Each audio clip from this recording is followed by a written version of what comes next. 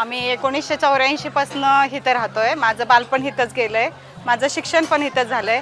जेव्हा आम्ही शिंदे हायस्कूलला शाळेत जायचो तेव्हा रस्त्याने जाताना भीती वाटायची आम्हाला मुलांना। मी सगळी परिसरातली मुलं शाळेत घेऊन जाताना आम्ही 2 हातात 2 दगडं घेऊन ह्या जंगलातनं जायचो।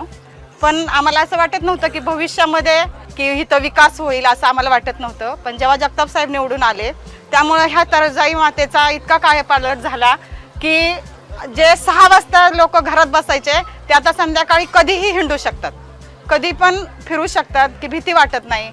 परत दहशत नाही, म्हणजे गुंडगिरी चालत नाही, दारूची दुकानं वगैरे हा कुठलाही प्रकार इथं घडलेला नाही आजपर्यंत।